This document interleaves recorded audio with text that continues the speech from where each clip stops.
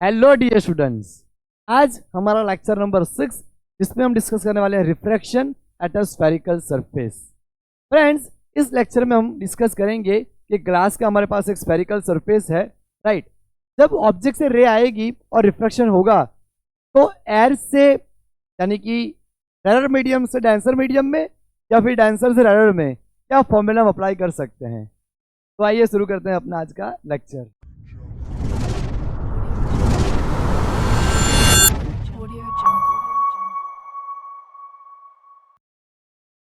मैं यहाँ टाइटल लगाऊंगा refraction at a spherical surface. Refraction at a spherical surface. यहाँ पे हम डायग्राम ड्रॉ करेंगे तो एक स्फेरिकल सरफेस लेंगे। ये पूरा हमारा एक स्फेरिकल सरफेस है। यहाँ पे पूरा ये ग्लास है, समान लो आप ग्लास का सरफेस। अब ये हमारी सेंट्रल एक्सिस है, सेंटर से पास होने वाली एक्सिस तो हम प्रिंसिपल एक्सिस बोलते हैं, राइट। तो फ्रेंड्स, जो नॉर्मल रहेगा वो हमारा सेंटर ऑफ कर्वेचर से पास करेगा। ऑब्जेक्ट हम मान लेते हैं यहाँ पे, ये हमारा ऑब्जेक्ट पॉइंट है, तो यहाँ से रे हमारी यहाँ टकराएगी, राइट। ऑब्जेक्ट से रे गई तो ये हमारा नॉर्मल टू द सरफेस ले लेते हैं। ये पॉइंट हमारा normal to the surface point है, यानी कि यहाँ हमें मिला point C, centre of curvature. कि हमें पता है कि सरफेस के ऊपर जो नॉर्मल ड्रॉ करते हैं वो ऑलवेज सेंटर ऑफ कर्वेचर से पास होता है, वो ऑलवेज सेंटर ऑफ कर्वेचर से पास होता है। और फ्रेंड्स, ये रे यहाँ से रिफ्रैक्ट करके उसके बाद यहाँ पे इस तरह से जाएगी, तो हमें इमेज भी जो मिलेगी वो यहीं पे मिलेगी। तो इमेज हमें मिलेगी वो यहीं पे मिलेगी। तो ये हमारा ऑब्जेक्ट है, ये सेंटर ऑफ कर्वेचर, और यहाँ पे हमें इमेज मिलेगी, राइट। ये हमारी ऑब्जेक्ट है, ये सेंटर ऑफ कर्वेचर, और यहाँ पे हमें इमेज मिलेगी। तो इसका मतलब ये हुआ कि यहाँ पे हमारा जो एंगल बन रहा है वो एंगल ऑफ इंसिडेंट है, एंगल ऑफ इंसिडेंट। और यहाँ पे जो एंगल बन रहा है वो एंगल ऑफ रिफ्रैक्शन है। और फ्रेंड्स, हमारी रे इधर ही क्यों आई, इस तरफ क्यों नहीं गई? क्योंकि रे जो एंटर कर रहा है वो एयर से ग्लास में, यानी कि रेरर मीडियम से डेंसर मीडियम में एंटर कर रहा है। और जब भी हमारा रे रेरर से डेंसर में एंटर करता है तो मूविंग टूवर्ड्स नॉर्मल, नॉर्मल की तरफ मूव होता है रे हमारा, राइट।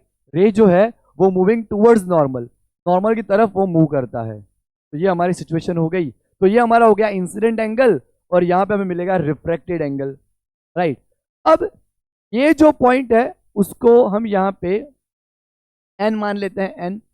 और यहाँ पे अगर हमारा कर्वेचर काफी छोटा है, स्मॉल है, तो फ्रेंड्स ये जो डिस्टेंस होगा वो काफी निग्लिजिबल होगा। इसका मतलब मैं पॉइंट एम यहाँ पे मानूं या यहाँ पे मानूं, बोथ आर सेम। अप्रोक्सीमेटली बहुत ही छोटा डिस्टेंस होगा कर्वेचर अगर हम छोटा लेंगे।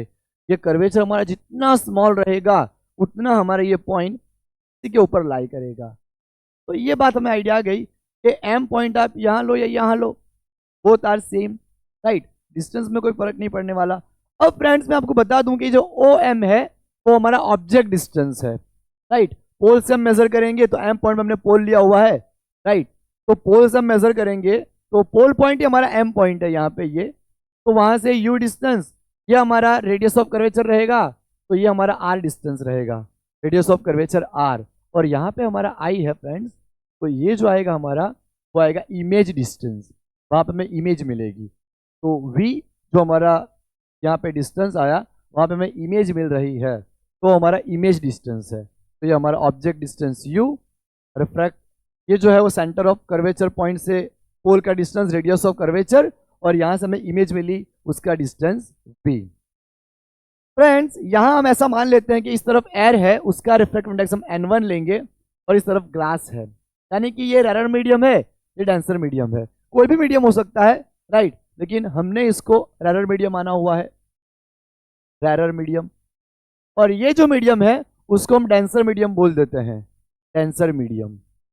ये हमारा डेंसर मीडियम है, तो वो रेरर मीडियम और ये हमारा डेंसर मीडियम। इस तरीके की हमारी सिचुएशन है। अब फ्रेंड्स, यहाँ पे मान लो कि एंगल बहुत ही छोटे छोटे हैं, राइट। मान लो कि ये कर्वेचर बहुत छोटा है और एंगल भी जो बन रहे हैं काफी छोटे बन रहे हैं, तो मैं ऐसा लिख सकता हूं कि फोर स्मॉल एंगल्स, यहां पे ये हम एंगल ले ले तो 10 एंगल NOM, हमें क्या मिलेगा, opposite side MN divide by OM, right. दूसरा हम एक ट्राइंगल लेते हैं NCM, तो उसमें हमें मिलेगा angle 10 NCM is equal to opposite side MN adjacent side MC, और जो थर्ड एंगल मिलेगा हमें ये मिलेगा NIM। तो for 10 NIM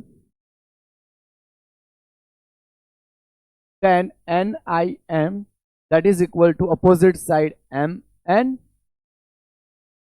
divide by MI, right. अब हम यहाँ पे इक्वेशन नंबर 1 ले लेते हैं इसको, तो ये हमारा इक्वेशन नंबर 1 है। अब फ्रेंड्स हमें इक्वेशन नंबर 1 मिल गया है यहाँ पे। अब हम क्या यहाँ पे सोच सकते हैं कि आपको पता है कि अब हमारा जो ट्राइंगल होता है ना, ट्राइंगल में ये तो एंगल जितने होते हैं उसके बराबर ये भी होता है। याद आया कुछ? ये जो दो एंगल होते हैं उसके एडिशन के बराबर हमारा ये होता है, इसको बोला जाता है एक्सटीरियर एंगल। तो angle I is a exterior angle for triangle NOC। Here from triangle NOC angle I is the exterior angle, is an exterior angle। जो हमारा यहाँ पे एंगल बन रहा है ये हमारा एक्सटीरियर एंगल है, राइट। तो उसके लिए हमें यहाँ पे क्या करना पड़ेगा, इन दोनों का एडिशन इसके बराबर आएगा। तो हम यहाँ लिख सकते हैं I is equal to angle angle NOM plus angle NCM, right. Friends ऐसा क्यों होता है, क्योंकि ये टोटल हमारा जो है वो 180 है, राइट, और ट्राइंगल का एडिशन भी 180 आना चाहिए तीनों का एंगल का। तो ये दोनों का एडिशन, राइट, इसके बराबर हुआ ना, इसमें से पूरे को इसमें से इसको माइनस करेंगे तो इन दोनों का एडिशन जितना आएगा, राइट। इसीलिए ये आई हमारा एक्सटीरियर एंगल कहलाता है, राइट। अब आप देखो यहाँ पे कि आई के बराबर हमने ये दोनों का एडिशन ले लिया, ओके। तो NOM प्लस NCM दोनों का एडिशन आई जितना आया हमारा, तो आई इज इक्वल टू NOM, हमारी वैल्यू क्या है NOM की, MN upon OM plus NCM MN upon MC, ये हो गया। इसको हम दे देंगे इक्वेशन नंबर 2। अब फ्रॉम डायग्राम, नाउ फ्रेंड्स हमें यहाँ पे डायग्राम पे से R निकालना है। तो फ्रॉम डायग्राम अगर मैं यहाँ पे ये ट्राइंगल ड्रॉ करूं NCM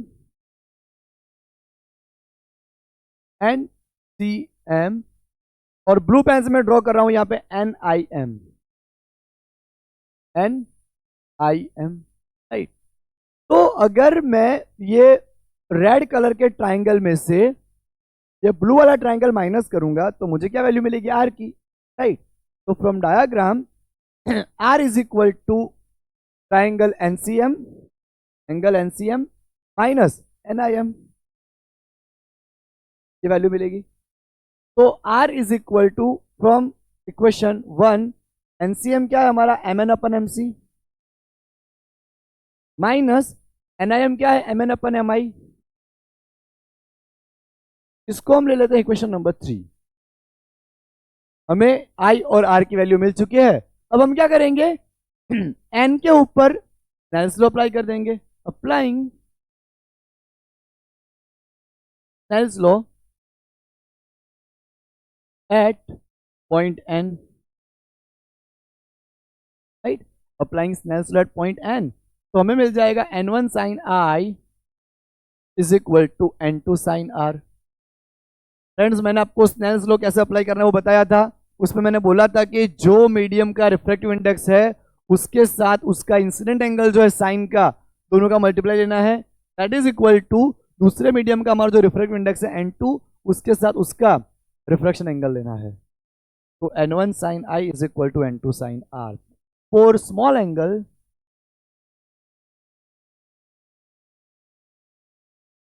एंगल के लिए हम यहां बोल सकते हैं sin I that is equal to I and sin R that is near equal to R।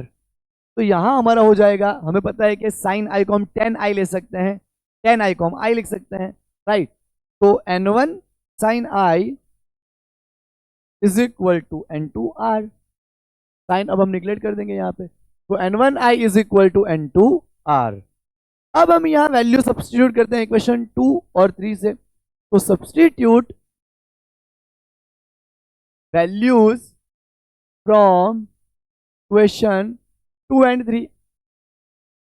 तो हमें यहाँ मिल जाएगा n1 I की वैल्यू मिलेगी हमें mn upon om plus mn upon mc is equal to n2 R की जगह में मिलेगा mn upon mc minus mn upon mi।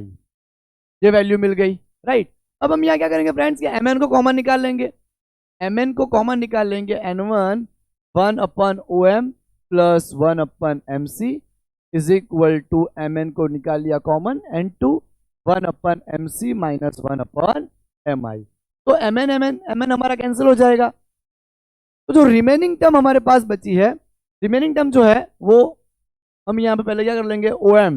तो देखो आप डायग्राम पे से कि OM तो हमारा रे इंसिडेंट कर रहा है इस तरफ, राइट, इस तरफ इंसिडेंट कर रहा है, लेकिन हमें पोल से अपोजिट डिस्टेंस मेजर करने होते हैं। तो अगर मैं यहाँ से पोल से अपोजिट डिस्टेंस मेजर करूंगा तो माइनस यू आएगा, तो OM हमारा हो जाएगा माइनस यू, राइट।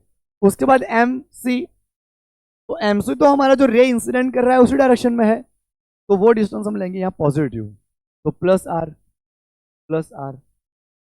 उसके बाद हमें मिलेगा यहाँ पे MI, तो MI हमें इस तरफ मिल रहा है पॉजिटिव डायरेक्शन में, तो वो हमें मिलेगा प्लस V, राइट।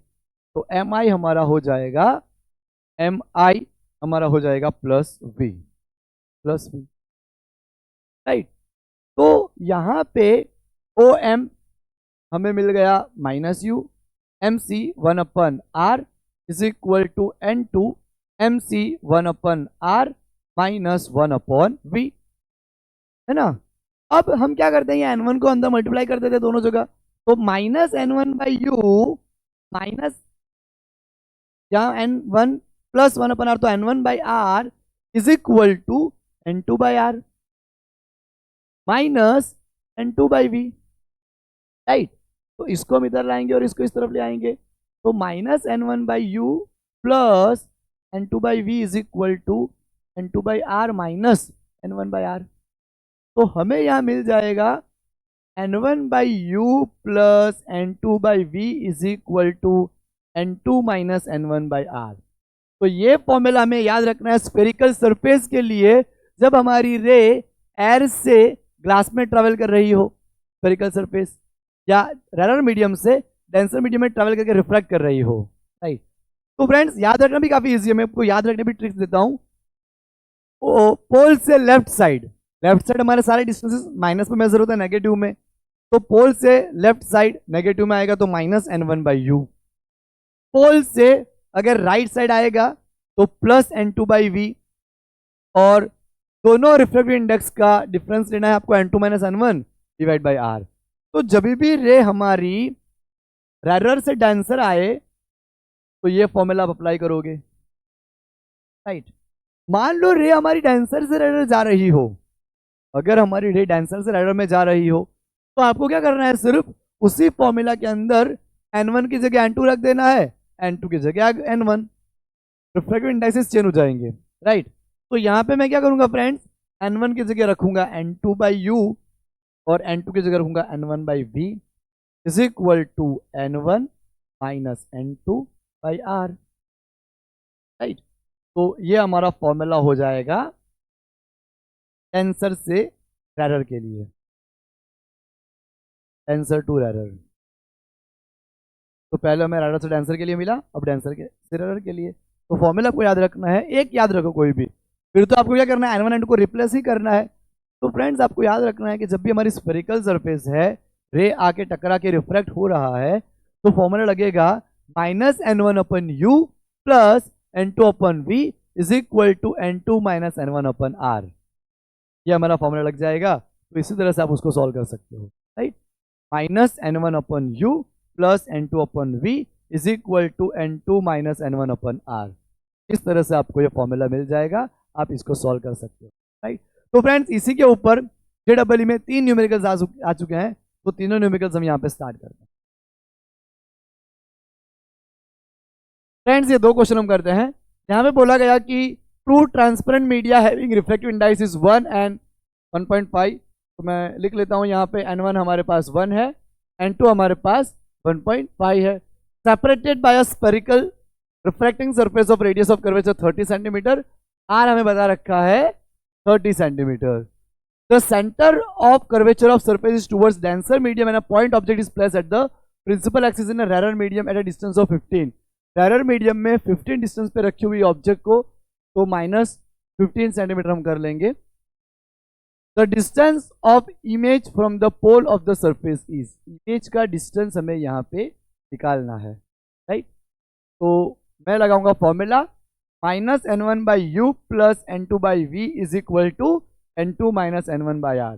जब हमारा रे रेयर से डेंसर आता है तो यही फॉर्मूला हमारे पास अभी हमने लर्न करा। तो n1 हमारे पास है फ्रेंड्स 1, q हमारे पास -15, n2 1.5 और v हमारे पास हमें निकालना है n2 1.5 n1 1 और r हमारे पास 30 है। माइनस माइनस प्लस 1/15 1.5/v 1.5 - 1 1/2 आ जाएगा, 0.5 1/2 यानी 1/60। ये इधर आएगा 1.5/v is equal to 1/60 - 15, LCM लेंगे तो 60 आएगा, है ना। तो 1.5/v इज इक्वल टू 1 ऊपर -4 divide by 60। 1.5/v is equal to -3/60। 3 2 right 6। 1.5/v is equal to -1/20। v ऊपर आएगा, 20 भी ऊपर, तो 1.5 तो है ही, -20। 15 2 30 और ये एक पॉइंट है, एक 0, तो 30 आ जाएगा। 15 2 30, एक पॉइंट काटा तो 3 3 × 10 30। तो हमारा आंसर ये आया यहाँ पे -30, राइट। माइनस तो लोकेशन बता रहा होगा। अब फ्रेंड्स ये करते हैं हम JEE मेन 2019 का। The eye can be regarded as a single reflective surface, the radius of curvature of this surface is equal to that of cornea, that is 7.8 mm। तो यहाँ पे फ्रेंड्स हमारा रेडियस ऑफ कर्वेचर 7.8 बता रखा है अपने आई का कॉर्निया को। This surface separates two media of reflective indices. यहाँ पे हमारे पास रिफ्लेक्टिव इंडेक्स है 1 और दूसरा हमारे पास है 1.34। Calculate the distance from the reflecting surface at which a parallel beam of light will be come to focus. Friends अब जब आई से देखते हैं तो अगर लंबी दूरी पे देख रहे हैं तो रेज हमारी आईज में जो आएंगे वो दूर से आएंगे। इसका मतलब हमें यहाँ पे ऑब्जेक्ट डिस्टेंस को इनफाइनाइट ले लेना है और यहाँ हमें इमेज डिस्टेंस निकालना है। तो देखो हम क्या करेंगे, -n1/u plus n2/v is equal to n2 - n1/r। तो -1 इनफाइनाइट, तो 1/इनफाइनाइट तो 0 हो जाएगा। n2 हमारे पास है 1.34 डिवाइड बाई v हमें निकालना है 1.34 - 1 डिवाइड बाई r हमारे पास है 7.8 mm, राइट। तो आंसर आएगा हमारा mm में ही आएगा। 1/इनफाइनाइट 0, 1.34 डिवाइड बाई v, ये 0.34 डिवाइड बाई 7.8। फ्रेंड्स ये v को ऊपर लाऊंगा इसको यहाँ और क्रॉस मल्टीप्लाई कर लेते हैं। तो 1.34 इंटू 7.8 डिवाइड बाई 0.34। याद रखना है कि r को हमने यहाँ mm में ही रखा हुआ है अभी तक, राइट। तो इसको मैं 8 ले लेता हूँ और इसको 0.4, एक नीचे 10 करेंगे, ऊपर आ जाएगा 10, 4 2 8, राइट, 4 2 8। अब यहाँ पे आप देखो इसको हम 13 ले लेते हैं, 13 यानी कि 1.3 ले लेते हैं, 2 इंटू 10, 13 2 26, 2.6 10, राइट। 2.6 यानी 3 आया, 3 है ना। तो हमारे पास आंसर 30 आया। यहाँ पे mm में एक डिजिट में मूव करूँ तो 3 mm अप्रोक्सीमेटली, तो हमारा आंसर आ गया 3, राइट। हमारा जो आंसर है फ्रेंड्स वो सेंटीमीटर में है। यहाँ पे mm है और यहाँ पे हमारा सेंटीमीटर आएगा। 30 को हम एक डिजिट काटेंगे तो 3 सेंटीमीटर होगा ना। तो फ्रेंड्स आपको याद रखना है कि यहाँ पे दूर से रे आए उसको आपको इन्फिनिट ले लेना है। तो ऐसा ही इसी फॉर्मूला के ऊपर एक और न्यूमेरिकल मैं आपको देता हूँ, वो आपको खुद से करना है होमवर्क में, राइट फ्रेंड्स। ये वाला क्वेश्चन जेडबल मेन 2021 का, इसमें बोला गया कि region 1 and 2 are separated by a spherical surface of radius of 25 centimetre. तो आर हमारा यहाँ 25 सेंटीमीटर है। An object is kept in a region 1 at a distance of 40 centimetre from the surface. Surface से हमने रीजन 1 में रखा है object को 40 सेंटीमीटर डिस्टेंस पे। The distance of the image from the surface is, तो इमेज डिस्टेंस हमारा कितना आएगा फ्रेंड्स। फॉर्मूला भी आप डिसाइड करो और आपको खुद से ये क्वेश्चन करना है, राइट। और आंसर आपको कमेंट बॉक्स में कमेंट करना है, राइट। और सॉल्यूशन देखने के लिए आपको नीचे दिए गए लिंक से जो नोट है वो नोट को डाउनलोड करके फिर आप आपका आंसर वेरीफाई कर सकते हो, राइट। तो आज हमने जो टॉपिक किया वो टॉपिक बोर्ड के लिए भी इंपॉर्टेंट है और उसके रिगार्डिंग 3 हमने न्यूमेरिकल भी किए। और एक होमवर्क क्वेश्चन और मैं देता हूँ आपको जो कि हमारा एनसीईआरटी का एग्जाम्पल है। इसी टॉपिक के बाद में जो एग्जाम्पल बता रखा है जिसमें answer v is equal to 100 centimetre आता है, वो आपको खुद से सॉल्व करना है। तो मिलते हैं फ्रेंड्स अपने नए लेक्चर में, तब तक के लिए बाय एवरीवन।